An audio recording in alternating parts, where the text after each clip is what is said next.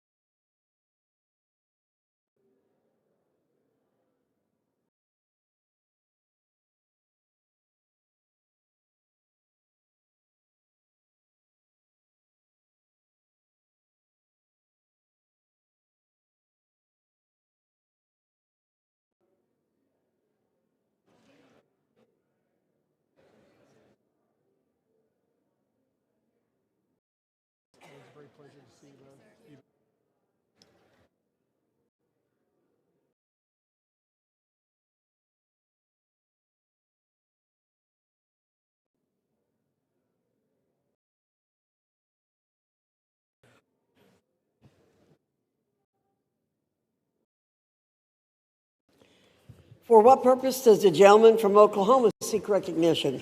Madam Speaker, pursuant to House Resolution 1032, I call up the bill H.R.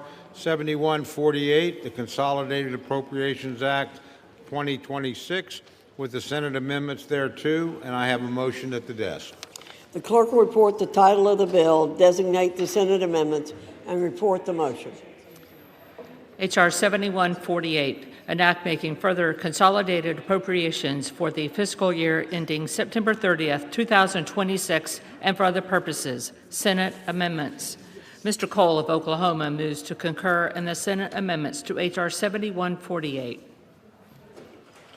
Pursuant to House Resolution 1032, the motion shall be debatable for 1 hour, equally divided and controlled by the chair and ranking minority member of the Committee on Appropriations or their respective designees. The gentleman from Oklahoma, Mr. Cole, and the gentlewoman from Connecticut, Ms. DeLauro, each will control 30 minutes. The chair recognizes the gentleman from Oklahoma. Madam Speaker, I ask unanimous consent that all members have 5 legislative days to revise and extend their remarks and include extraneous material on the measure under consideration. Without objection. Madam Speaker, I yield myself such time that I may consume. The gentleman's recognized. Thank you, Madam Speaker. The House has done a tremendous job these last few months as we've finalized true bipartisan bicameral bills to fully fund our government in a member-driven, district-focused way. 6 of those bills have been signed into law by President Trump, fully funding those departments and agencies through the end of the fiscal year. While the remaining 6 bills have all passed the House, we're dealing with a partial government shutdown that could have and should have been avoided. Funding the government is not an optional exercise. It's the most basic duty we have in Congress. 2 weeks ago, the House and the Senate struck a bipartisan and bicameral deal to move forward on these remaining appropriations bills for fiscal year 2026. The House acted expeditiously to pass these bills, marking historic progress for our appropriations process and the return to regular order that every member of this chamber wants to see. I share the frustrations of many that the Senate altered our deal at the last minute. But our obligation is not to these emotions, it's to the American people. While we all worked hard, especially our Cardinals, to ensure that all 12 bills would be signed into law before the January 30th deadline, the Senate has put us on a different path. The best choice before us is to pass these 5 bills and the short-term stopgap for the Department of Homeland Security. This approach delivers full-year funding to more than 95% of the government and avoids the consequence of inaction. To continue the government shutdown would be to repeat all the same mistakes my friends across the aisle made in October of last year, throwing federal employees into chaos and confusion while they are forced to work without pay, wreaking havoc on our airports while TSA and FFA are unfunded, putting undue stress on our military families, and causing further instability to the United States economy. Shutdowns are never the answer. They don't work. They only hurt the American people. So today, lawmakers in this chamber have an opportunity to avoid repeating past mistakes. I encourage everyone on both sides of the aisle to do the right thing and close out 5 of our remaining 6 appropriations bills for FY 2026 while enacting funding for core priorities, including strengthening America's defense and providing a well-earned pay raise to our troops, advancing life-saving biomedical research and critical education programs, enhancing the safety and reliability of our skies and infrastructure, supporting small businesses and strengthening cybersecurity, restoring American deterrence on the world stage, and reinforcing economic and community strength across the country. The package also includes a 2-week continuing resolution for our 6th and final bill, the Department of Homeland Security, which will give the White House additional time for negotiations. President Trump is leading by example and engaging directly with Democrats in good faith conversations on that front. He's also been explicitly clear that holding the government hostage is wrong. I wholeheartedly agree with him. As he stated just yesterday, and I quote, "We need to get the government open, and I hope all Republicans and Democrats will join me in supporting this bill and send it to my desk without delay." So I say to this chamber, let's get it done. The American people deserve stability, and they expect results. These bills deliver both. For anyone consulting their conscience, these measures have already passed the House with strong bipartisan support. The work has been carried out, and the responsibility now is to get it across the finish line. This vote is about governing responsibly and doing our jobs. I look forward to us nearing the completion of our FY 26 duties, and I urge all members to support this bipartisan package. Madam Speaker, with that, I reserve the balance of my time. The gentleman from Oklahoma reserves. The gentlewoman from Connecticut is recognized. Madam Speaker, I yield myself as much time as I may consume. The gentlewoman is recognized. There are 2 paths before us today. One, if this bill passes, another, if it fails. If we take the first path, if the bill passes, here is what will happen. The Departments of Defense, Labor, Health and Human Services and Education, State, Treasury, Transportation, and Housing and Urban Development will be fully funded through the end of September. The Democratic wins we secured in this bill will be locked in. We will reject $163 billion in cuts to public services proposed by President Trump. We will increase funding for the National Institutes of Health Biomedical Research by $415 million, and we will provide over $66 billion for rental assistance programs. We turned back in the labor HHS bill 47 programs that the administration had slotted for elimination. In the housing, transportation and housing urban development, 24 programs were slotted for elimination. We reversed that. We will increase funding for child care and Head Start by $170 million, secure an additional $5.5 billion for humanitarian assistance, and boost funding for federal public defenders by $315 million. We will establish meaningful constraints on the Trump administration's ability to abuse the budget process, take expansive power over federal funding, federal spending away from Russ Vote, and reclaim it for the Congress. If not, the President and Russ Vote will be in charge of the funds, and we will have no say. At the same time, funding for the Department of Homeland Security will continue at its current level for 10 days. And my friends, it's important to note that it is about 6 legislative days. If we do not pass another bill by next Friday, the department will shut down. Having passed the other full-year funding bills today, every other department would remain open. If we are not satisfied with where we are in those 10 days, 6 legislative days, we can withhold our votes without jeopardizing all of the important democratic priorities I just laid out and more. We will be in the strongest possible position to fight for and win the drastic changes we all know are needed to protect our communities. Judicial warrant requirements, no more detentions or deportations of United States citizens, an enforceable code of conduct, taking off the masks, putting the badges on, requiring the body cameras, real accountability for the egregious abuses we have seen. If we choose the second path, however, if this bill does not pass, none of that happens. Instead, we enter a prolonged government shutdown. Workers across the board, workers across broad swaths of the federal government would be furloughed, public services would be scaled back, paychecks would be missed.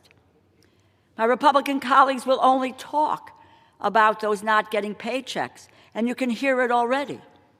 Instead of my Republican colleagues having to defend the Department of Homeland Security with what is happening across the country, lawless, reckless, out-of-control agencies marauding over our cities and towns and striking people where they work and where they live.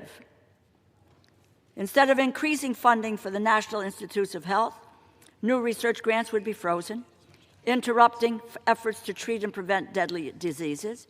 Instead of providing funding for rental assistance, payments would be delayed, and families would face the prospect of eviction. Instead of increasing funding for Head Start, Health and Human Services would be unable to issue new grants, jeopardizing access to early education for countless children across this country. Instead of reclaiming Congress's power of the purse, we would concede even more discretion to Russ Vote and the White House to abuse the budget process for their own partisan gain, which they would certainly exploit, as we have seen. And in 10 days, 6 legislative days, we would be in the same place with regard to Homeland Security that we would have been had the bill passed, except we will have lost all of the democratic priorities I have laid out.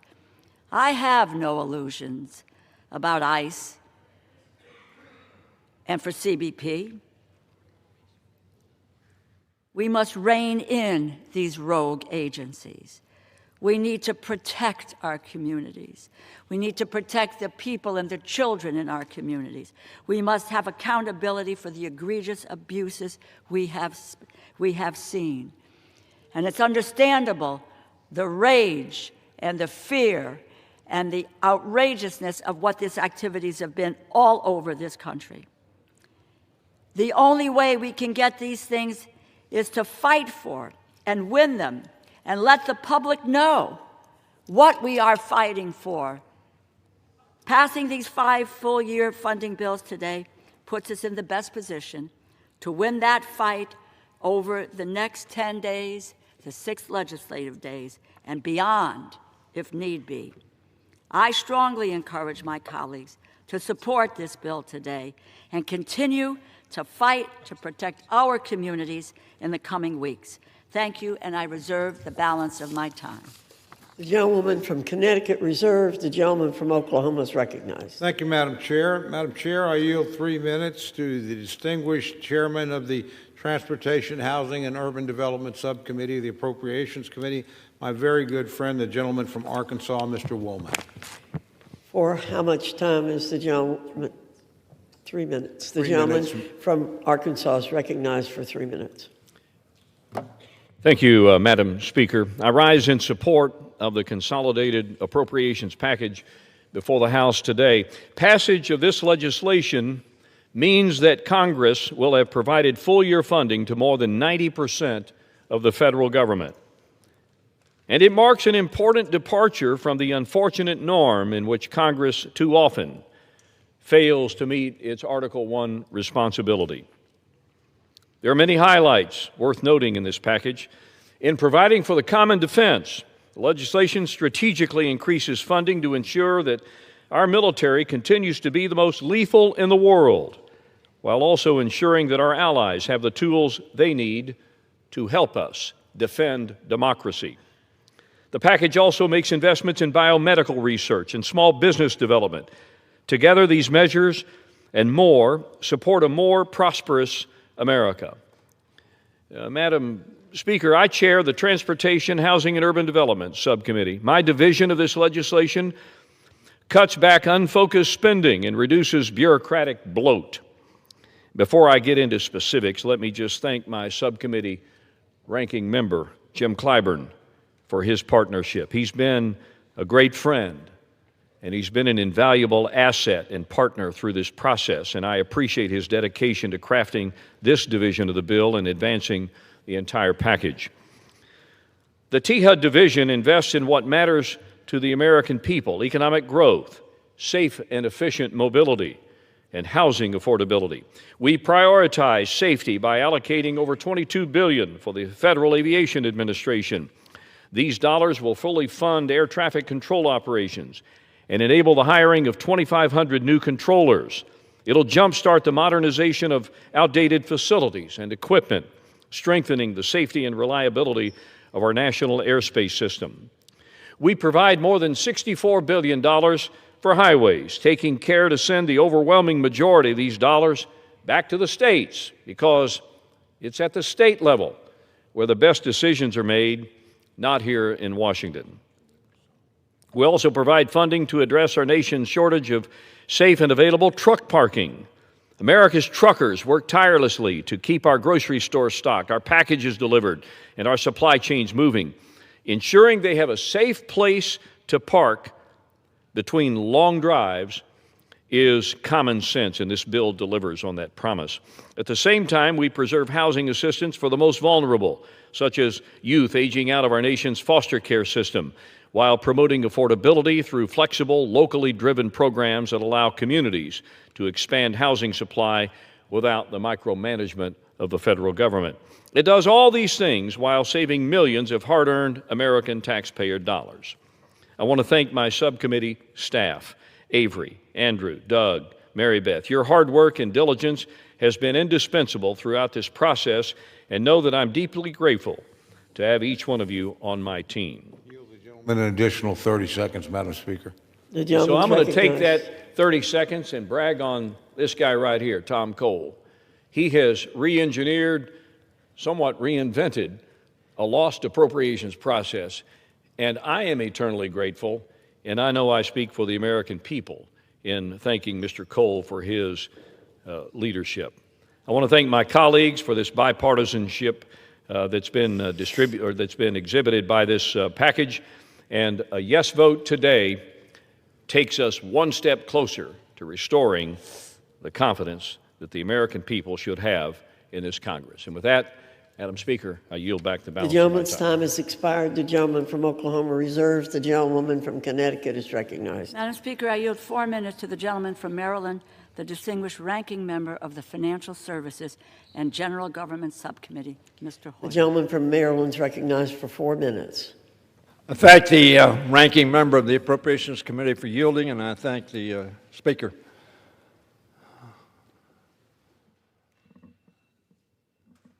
There are 5 of these bills who are not controversial, or I suppose which are not controversial. I urge my colleagues to vote for them, to keep the government operating, to make sure that our federal employees come to work and do their job for the American people and get paid for it. There is one bill in this package that is very controversial. There is one bill in this package that the overwhelming majority of our side thinks should not be in the bill. But I remind my colleagues that bill is funded for the next 10 days or 6 legislative days.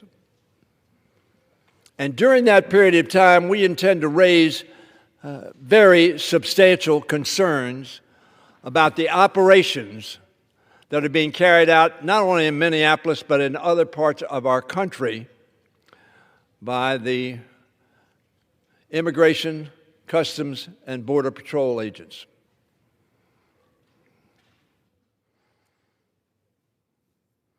The Constitution calls upon us to establish justice and ensure domestic tranquility.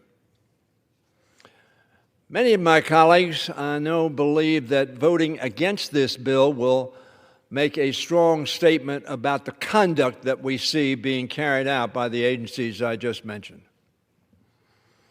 Let me suggest to them we need to have focus on that issue, because the other 5 issues that we face, the 5 appropriation bills have yet to been signed by the President of the United States and will fund about 76% of the government, are things that we have agreed upon.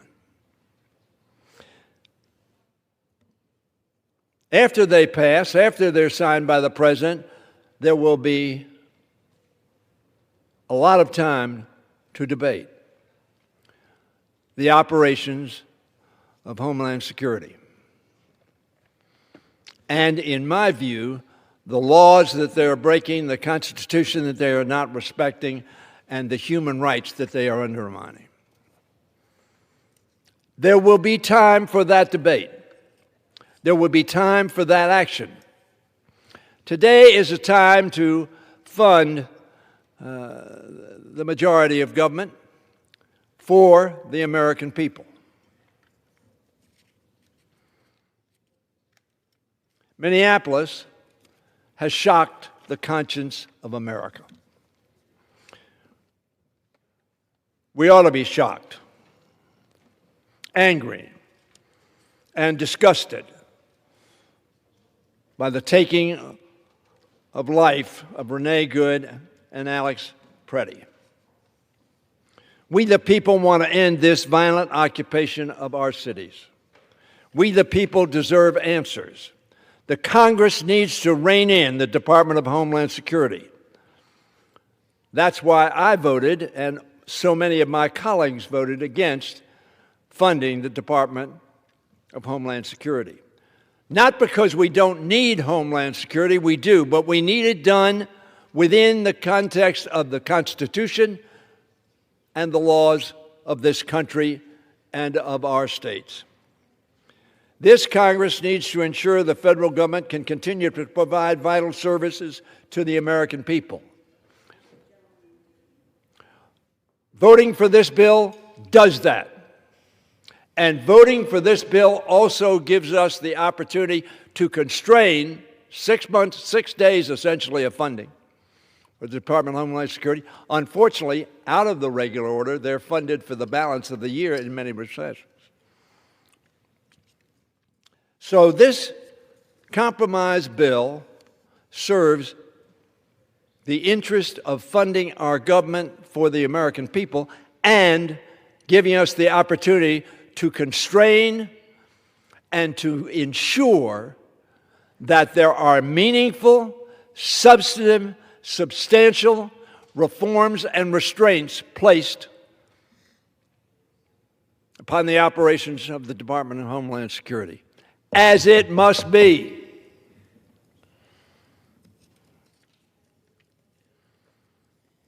It is essential that we unmask Trump's federal immigration agents, force them to abide by the local law enforcement standards for use of force, and use warrants. I yield the gentleman another minute. The gentleman's recognized for 1 more minute. Throughout this year's appropriations process, we have seen Donald Trump and Russell Vought trample on this Congress's power of the purse. Some will admit that, some will say it silently. If there were ever a time for this Congress to exercise that power, it is now. So let us pass 5 bills on which we have agreement,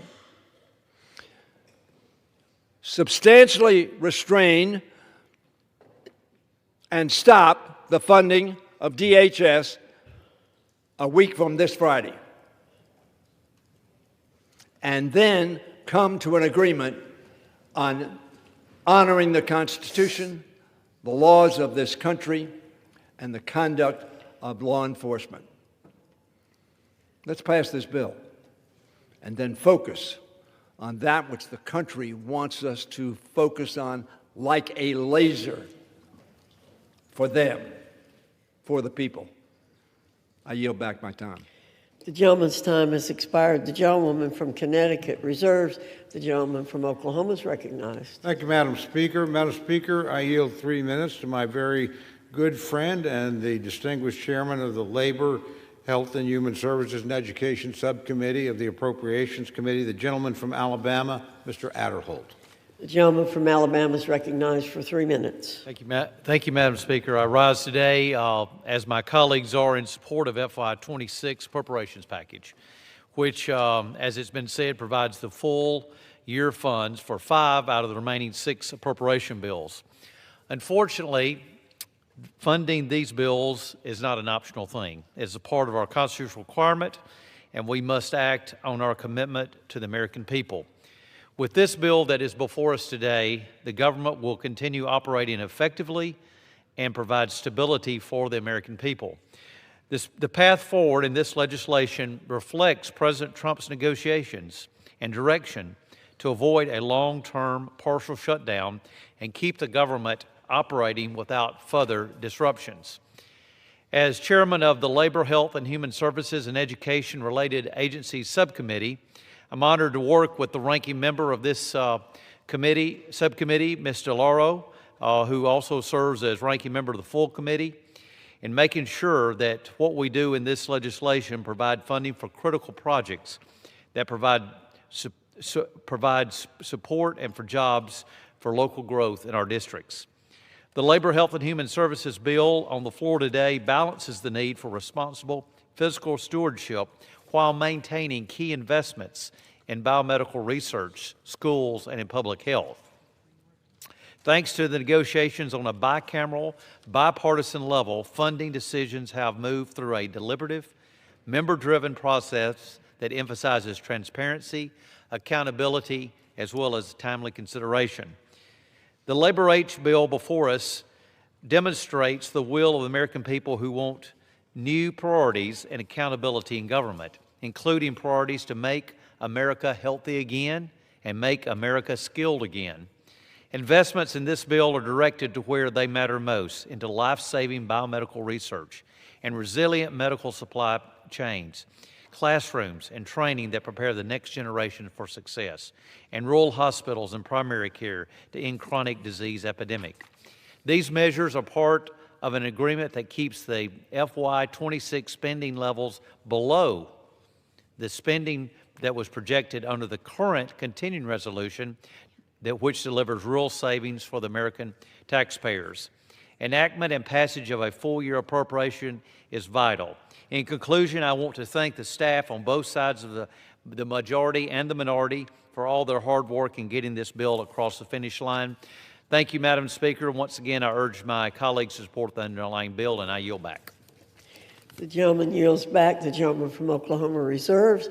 The gentlewoman from Connecticut is recognized. Madam Speaker, I yield 4 minutes to the gentleman from South Carolina, the distinguished ranking member of the Transportation, Housing, and Urban Development Subcommittee, Mr. Clyburn.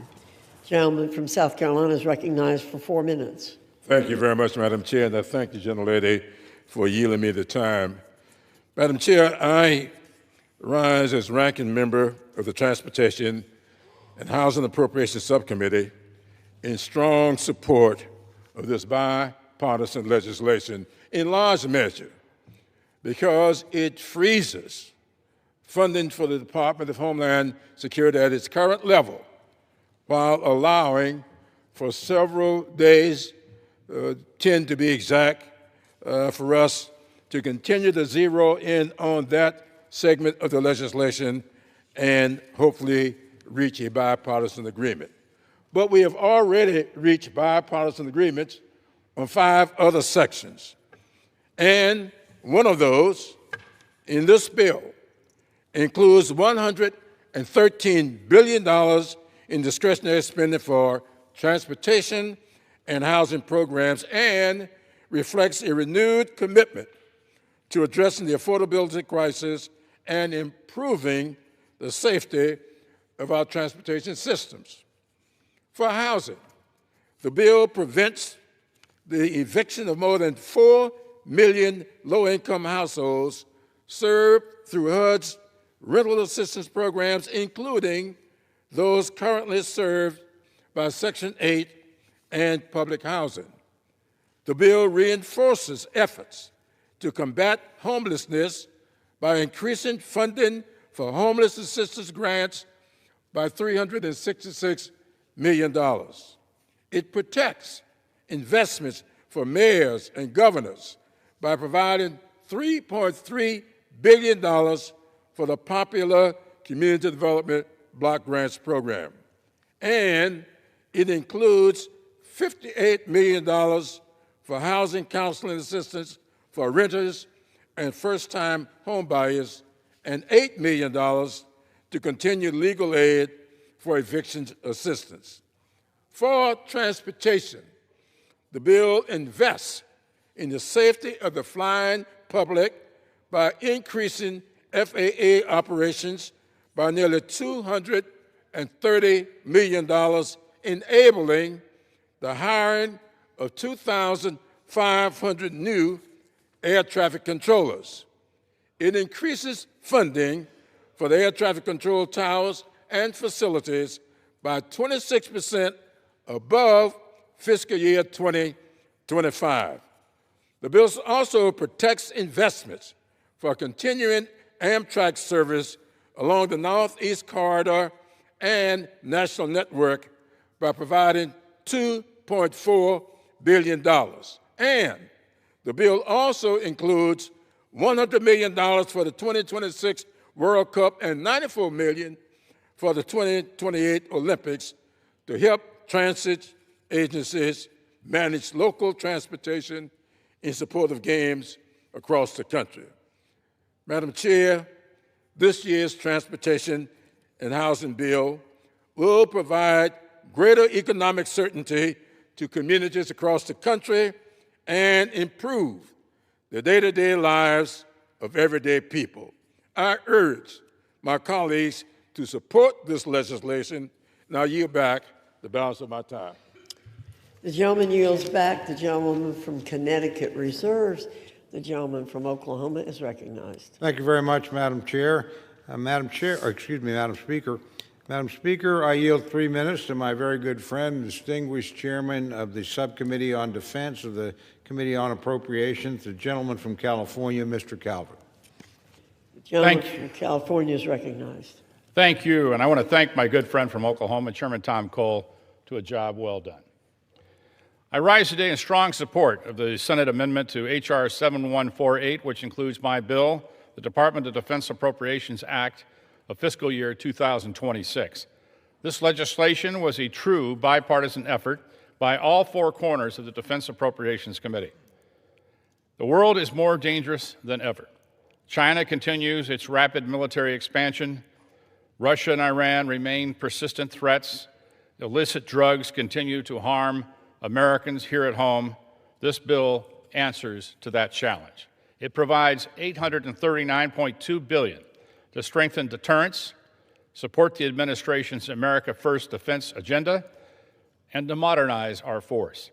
It invests in next-generation aircraft, the nuclear triad, critical munitions, missile defense, naval power, funding 17 new ships, and sustaining fleet readiness. The bill also drives innovation and efficiency, delivers a 3.8% pay raise for our service members, strengthens counter-drug efforts, and invests in our defense industrial base and infrastructure. These are strategic investments to protect the American people, project strength abroad, and I urge all my colleagues to support this bill. And with that, I yield back the balance of my time. The gentleman from California yields back. The gentleman from Oklahoma reserves. The gentlewoman from Connecticut is recognized. Madam Speaker, I yield 4 minutes to the gentleman from Hawaii, a member of the Appropriations Committee, Mr. Case. The gentleman from Hawaii is recognized for 4 minutes. Thank you, Madam Speaker. I rise in support of this member as a member of the Appropriations Committee, as well as of our subcommittees on defense and on Homeland Security.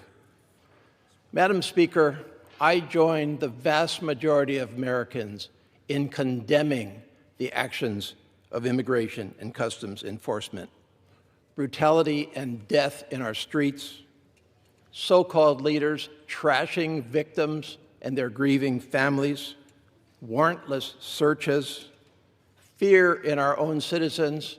I had a state senator in my own district tell me this last week that she was fearful of going out to talk to her constituents in her district without her passport. This is unacceptable, this is un-American, and ICE must be reformed. And until it is, neither it nor its parent entity, the Department of Homeland Security, should be fully funded. And the best way for us to reform ICE is to keep our laser focus on ICE reform. And this measure does exactly that. It gives this administration and my majority colleagues 10 days to work with us all to do the right thing, and unless the right thing is done, we should not fund the Department of Homeland Security. But this measure also funds 70% of our federal government rather than shut it down again. And let me focus on just a few areas where this is critical. Let's start with defense, half of our total budget.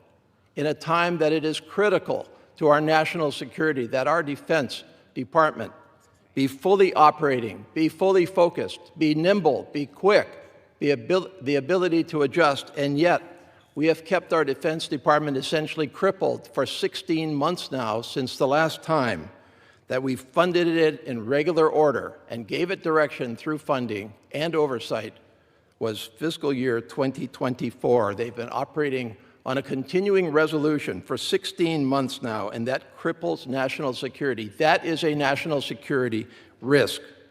No new programs, procurement that is excessively expensive because it cannot function over multi-years, no effective system-wide modernization. Any military leader will tell you that the worst thing going for it right now, in a time when it has to adjust to the PRC, to Russia, across a variety of focuses, is now that it needs full flexibility. Financial services and general government, this bill funds the federal courts. Can we envision a time in our history when it was not more important that the federal courts be fully staffed and funding? I don't think so. This bill funds Social Security. It enables Social Security to continue to function for the millions of Americans who depend on it at a time when Social Security is being crippled by staff cuts. Foreign affairs. This bill provides continued security assistance to our friends and allies throughout the world. It maintains some effective projection of presence out there into the world. It funds the Countering PRC Influence Fund that is so important to us. Transportation, the Federal Aviation Administration, it funds the FAA so that our air transportation system can continue to fund. Federal workers overall, who have borne the brunt of our failure to appropriate in regular order, millions throughout our country, it helps them by assuring them that they can continue without great doubt. We must pass this measure now, and it must not be, need not be. I yield the gentleman an additional minute. Additional minute. It must not be, need not be, and will not be at the expense of ICE reform. We sacrifice none of that mandate to reform ICE by passing this bill today. I would finally say to our Department of Homeland Security employees out there who have served us so well through so much difficulty, to the Federal Emergency Management Agency, Homeland Security Investigations, Customs and Border Protection, Transportation Security Administration, you do critical work for us. And we apologize to you that we must create uncertainty to you for the foreseeable future, but we ask you to understand that reforming ICE is critical not just to those that are suffering at the hands of ICE, it is critical to our country. You will be paid. You will be paid because this continues your pay. But the uncertainty, until we get this resolved, you must live with. We appreciate your cooperation. With that, I yield back. The gentleman's time has expired. The gentlewoman from Connecticut reserves. Gentleman from Oklahoma is recognized. Thank you, Madam Speaker. Madam Speaker, I yield 3 minutes to my very good friend, my classmate, the co-chairman of the full committee and the chairman of the Subcommittee on National Security and Related Programs, distinguished gentleman from Florida, Mr. Diaz-Balart. The gentleman from Florida is recognized for 3 minutes. Thank you, Madam Speaker, and to Chairman Cole. Actually, I'm going to reserve what I'm going to say about Chairman Cole to the end, but also to the ranking member of the full committee, Congresswoman DeLauro, Congresswoman Frankel, the subcommittee ranking member. Look, this full-year funding really refocuses our nation's foreign policy in historic ways. It focuses on U.S. national security, but it does so while also restoring fiscal sanity. In this area, in the foreign policy arena, it actually reduces spending by 16%. But within those really historic reductions, the bill does more to counter our adversaries like China, Iran, the cartels in our hemisphere, and to support our allies and friends. It does a lot more, but spending a lot less money. Madam Speaker, the bill increases funding to counter fentanyl. It increases support for religious freedom and to address religious persecution around the planet. It maintains our longstanding pro-life provisions. And this bill removes controversial funding directives like the UN climate change. It makes double-digit reductions to the UN funding, and it, more importantly, or equally as important, it gives the Secretary of State the tools and leverage to demand much-needed reforms.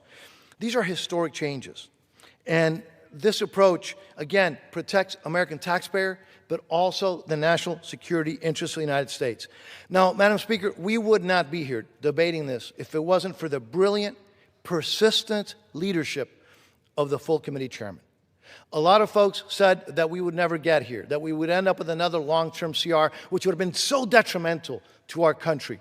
But I will tell you, it was Tom Cole, yes, with his partners, but Tom Cole who brought us this far, who are going to actually get these bills passed, send them to the President for his signature. Mr. Chairman, we owe you, the country owes you, a debt of gratitude. Thank you, sir. I yield back, Madam Speaker.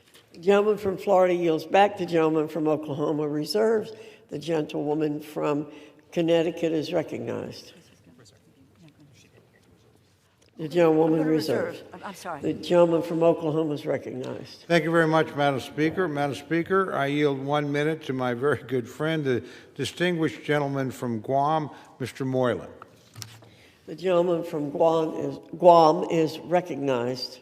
Thank you, Madam Speaker, and thank you to my friend Chairman Cole for the great work you have done on the appropriations. And that is why I rise today in support of the measure before us.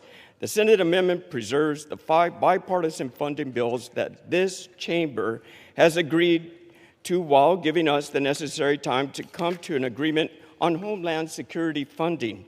We simply cannot allow our troops or federal employees to miss another paycheck. If we fail to send this bill to the President's desk today, this shutdown will continue to drag on and limit access to the programs that Americans across the country rely on for health care, for education, and national security.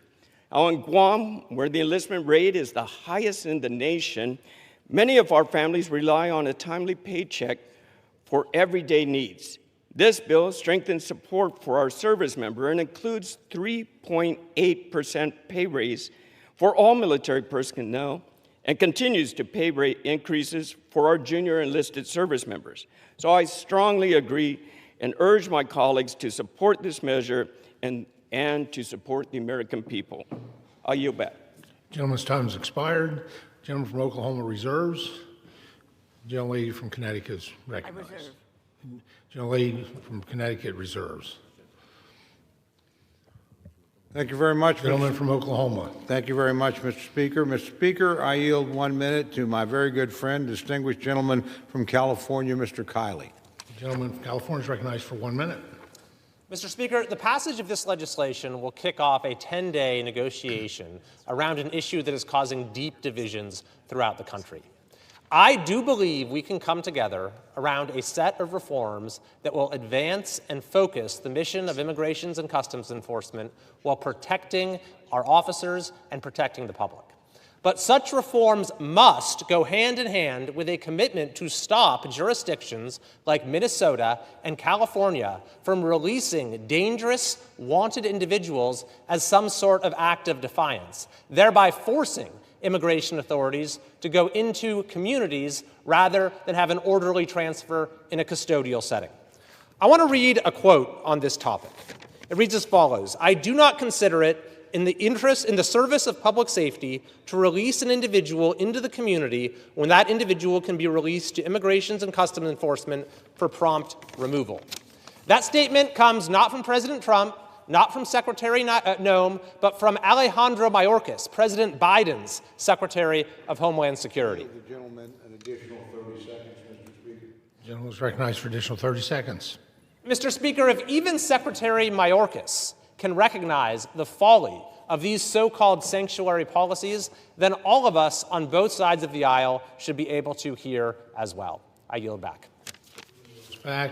The gentleman from Oklahoma reserves. Gentlelady from Connecticut reserves. Gentleman from Oklahoma. I would advise my friend I'm prepared to close whenever she is.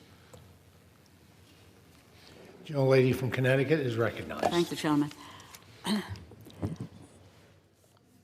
I just want to outline for a moment the impacts of the failure to pass the 5 bipartisan House-passed spending measures, what that would do. Military personnel, extended shutdown will harm both military and civilian personnel at DOD who could not legally receive pay during a shutdown. Federal courts would no longer have funding to sustain full paid operations, and the courts can only carry out limited functions. The community development financial institutions, if that lapses, the money will be withheld in funding for over almost 1,500 credit unions, banks, and community financial institutions. The SBA would be unable to approve $170 million per day in loan assistance. Social Security Administration. Thousands of Social Security Administration employees would likely be furloughed, delays on the SSA's 800 number, limited hours of operation. The National Institutes of Health freeze funding for new research grants, including research, cancer, Alzheimer's, ALS, heart disease, diabetes, kidneys, mental health, maternal mortality, infectious disease, genetic diseases, and the list goes on and on and on. Community health centers would receive only partial funding to provide health care services for low-income patients. Head Start, if funding lapses, thousands of low-income children would be at risk of losing access to Head Start programs. Senior nutrition grants are at risk. That's Meals on Wheels as well as congregate meals. Worker protection agencies would likely furlough federal staff who are responsible for investigating wage theft, safety and health hazards in high-risk areas. That's just a small smattering of what the impact of the failure to pass these 5 bills, 5 bipartisan bills, where we had 341 yes votes in this chamber not 3 weeks ago. Now, some might say, well, what do you think about what ICE and the CBP are doing? I'm not unaware of that. I share the anger. I share the outrage of what they are done. And it is, yes, it's Minnesota, but it is also what's happening all over this country. People are being beat up. They're being pulled out of schools, pulled out of churches, and people frightened to death that they carry their passports with them. Their passports. And they're American citizens, and they're frightened. What have we proposed in this area? And that's when we were doing the appropriations bills. Prohibition on detaining or deporting U.S. citizens, reducing funding for ICE, prohibition on the use of Border Patrol and CBP officers, and a requirement for DHS law enforcement to use body-worn cameras. Require reporting on the use of force. Training standards. They should be trained in de-escalation. And that's what ought to be happening in this, instead of fomenting escalation. Requiring ICE warrants. And there are other things. And I might add, just so that the people on the committee here understand, in June of 2025, the House Appropriations Committee advanced the FY 2026 Department of Homeland Security Appropriations Bill. It included bipartisan reforms and safeguards designed to protect U.S. citizens and vulnerable communities. However, when the bill was renegotiated in January 2026, these critical reforms were removed, but Democrats and Republicans voted for these reforms, and they must do it again. And the list goes on. No funds if DHS violates the First Amendment, the Fourth Amendment, the Fifth Amendment. No funds for detaining again and deporting U.S. citizens. No prohibition on video recording for ICE. This was all passed in an Appropriations Committee and then stripped out. The fact of the matter is, look, we need to focus like a laser in these 10 days, 6 legislative days on DHS. Let's not have to focus on 5 agencies where there is agreement on what we do. And there is agreement on our side of the aisle. Despite what the press may report, there is now a single Democrat in this body who believes what ICE and the CBP are doing is acceptable. And I cannot believe that a number of my Republican colleagues feel the same way. Let us focus in on the Department of Homeland Security. Let the public understand the nature of the fight. Quite honestly, let my Republican colleagues, let the administration defend the Department of Homeland Security and its lawlessness and recklessness when the majority of this country is seeing what they are doing. We all want the same thing. We want to keep our constituents safe. We want to stop the violence in the streets. We want to end chaos in our communities. And that these out-of-control agencies have created. The simple truth is we have a better chance of imposing real constraints on ICE and the CBP if this bill passes than if it fails. We have a better chance at securing justice. Justice for Renee Good and Alex Pretty and all of those people all over this country who have been harassed, who have been beaten, who've been taken out of their homes, 5-year-old children being detained. That's a reality. Nobody wants that. But we have a better chance of justice for these folks if this bill passes rather than if it fails. We have a better chance of putting an end to what has become a season of terror if this bill passes than if it fails. I'm asking my colleagues, understand the moment, meet the moment. We have an opportunity over these next several days to lay out the arguments against what the Department of Homeland Security and its leadership and what this administration has wrought on the American people. We serve in this body to be responsive to the American people. They are clamoring and they are crying out for help. We can help them with passing 5 bills that meet their needs. And we can help them by gaining control and focusing our ire and our anger over an agency that is run, in my view, by incompetence, by lies, and by terror. That is not who we are. Those are not the values of the American people. It is not the values of the people in this body. Everyone sees what is happening.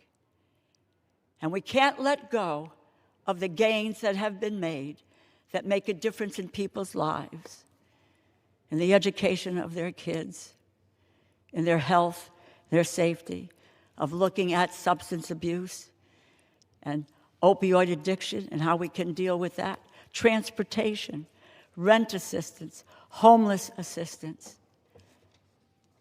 maternal mortality, child care, Head Start. It is two paths that we face today. One, if we pass the bills, and what our opportunities are to make a difference and make changes in an agency so needed to be changed. And I do believe we all recognize that.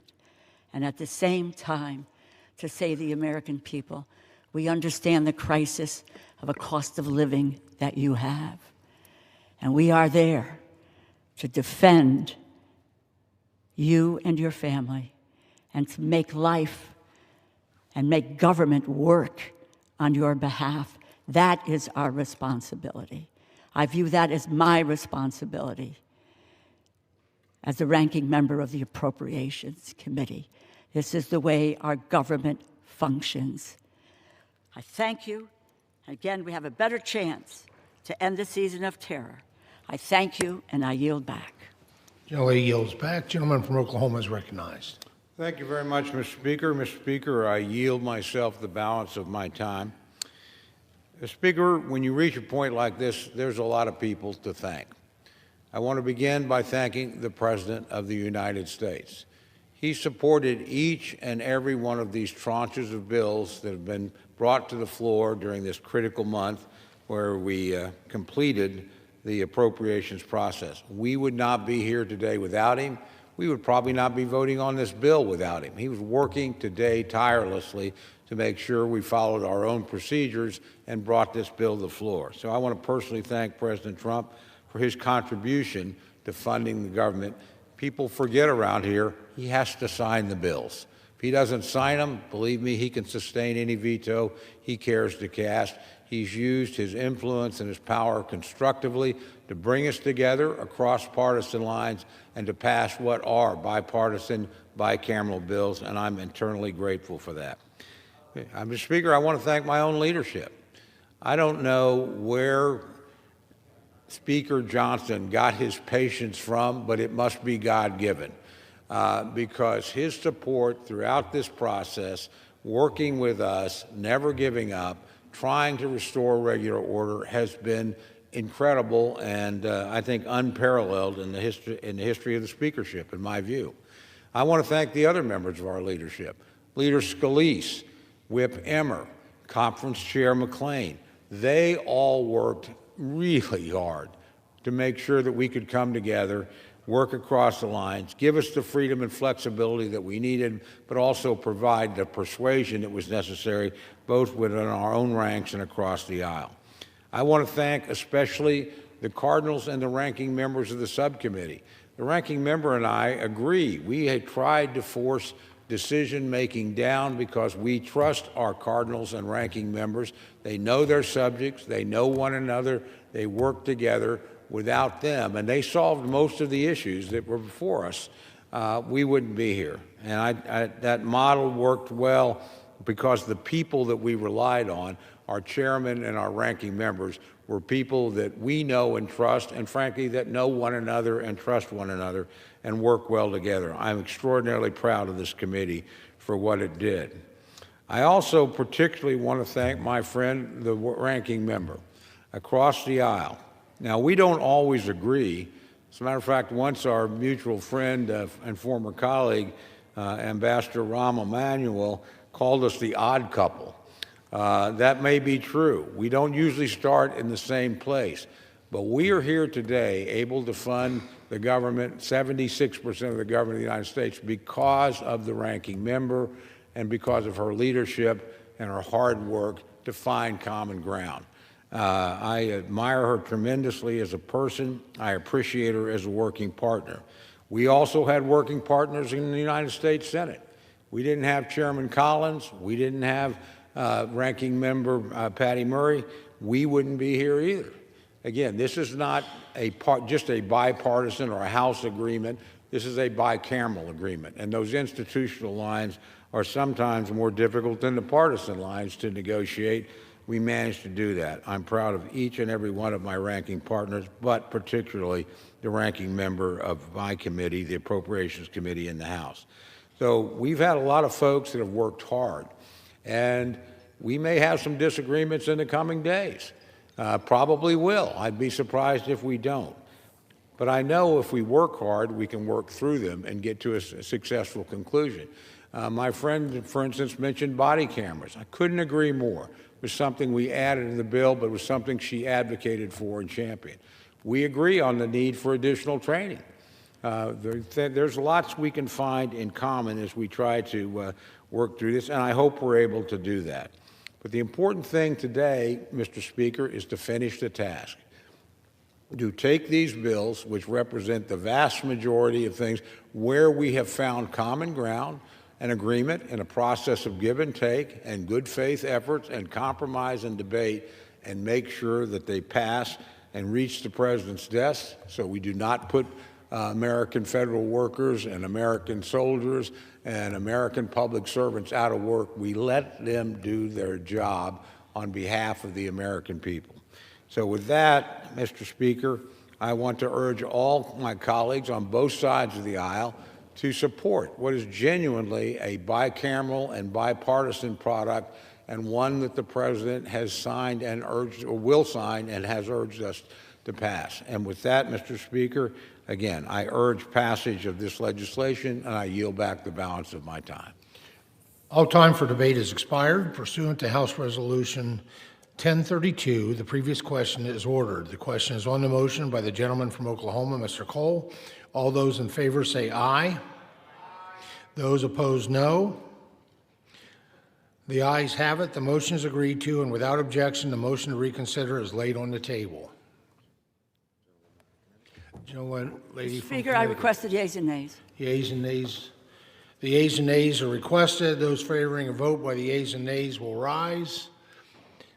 A sufficient number having risen, the yeas and nays are ordered. Members will record their votes by electronic device. This will be a 15-minute vote.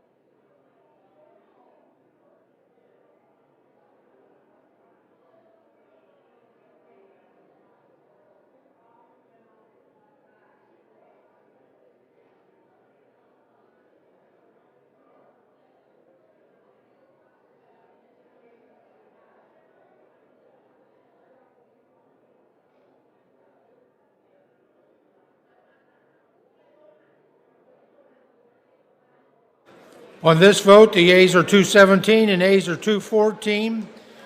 Without objection, the motion is adopted. Without objection, the motion to reconsider is laid on the table.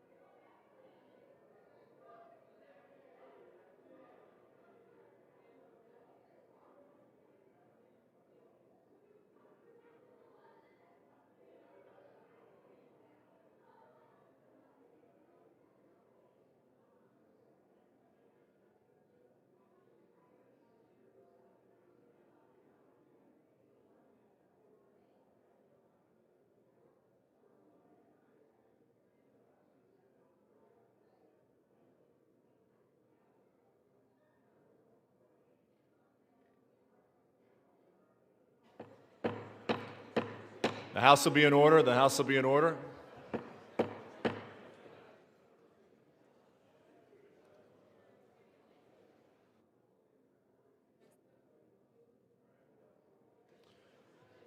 For what purpose does the gentleman from Nebraska seek recognition? Mr. Speaker, I ask unanimous consent that the Committee on Armed Services be discharged from further consideration of the bill, H.R. 7211, and ask for its immediate consideration in the House. The clerk will report the title of the bill. H.R. 7211, a bill to authorize the President to award the Medal of Honor to John W. Ripley for acts of valor during the Vietnam War and for other purposes. Is there objection to the consideration of the bill? Without objection, the bill is engrossed, read a third time, and passed, and the motion to reconsider is laid on the table. For what purpose does the gentleman from Nebraska seek recognition? Mr. Speaker, I ask unanimous consent that the Committee on Armed Services be discharged from further consideration of the bill, H.R. 3377, and ask for its immediate consideration in the House. The clerk will report the title of the bill. H.R. 3377, a bill to authorize the President to award the Medal of Honor to James Capers, Jr. for acts of valor as a member of the Marine Corps during the Vietnam War. Is there objection to the consideration of the bill? Without objection, the bill is engrossed, read a third time, and passed, and the motion to reconsider is laid on the table. For what purpose does the gentleman from Nebraska seek recognition? Mr. Speaker, I ask unanimous consent that the Committee on Armed Services be discharged from further consideration of the bill, H.R. 7194, and ask for its immediate consideration in the House. The clerk will report the title of the bill. H.R. 7194, a bill to authorize the President to award the Medal of Honor to Kareem N. Dockery for acts of valor as a member of the Army while serving in Afghanistan. For what purpose does the gentleman from Nebraska seek recognition? Mr. Speaker, I have an amendment at the desk. The clerk will report the title of the bill. The clerk will report the title of the amendment. Yeah, the whole amendment. Just let her start reading the amendment. Amendment in the nature of a substitute to H.R. 7194, offered by Mr. Bacon of Nebraska. Strike all after the enacting clause and insert the following. To dispense with the reading of the amendment. Without objection, the reading is dispensed with. And without objection, the amendment is agreed to. The bill is engrossed, read a third time, passed, and the motion to reconsider is laid on the table. Without objection, the title is amended.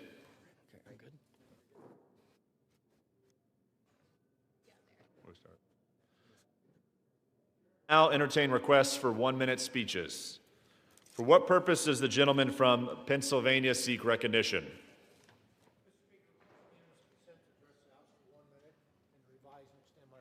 Without objection, the gentleman is recognized for 1 minute. Thank you, Mr. Speaker. I rise today to recognize the Susquehanna Regional Emergency Medical Service, which recently received the 2025 Dick Furno Career EMS Service of the Year Award. This is one of the top national awards in emergency medical services and highlights an organizations that exemplify outstanding care, innovation, and commitment to the people that they serve. The Susquehanna Regional EMS covers a 3,000 square mile region covering townships across 4 counties. Their EMS has a team of over 170 EMTs and responds to over 20,000 calls annually. Susquehanna Regional EMS is dedicated to serving the community and has worked to ensure patients beyond the hospital are protected. The center has donated over 100 AEDs to various counties and has helped train residents in critical life-saving skills. Representatives from Susquehanna Regional EMS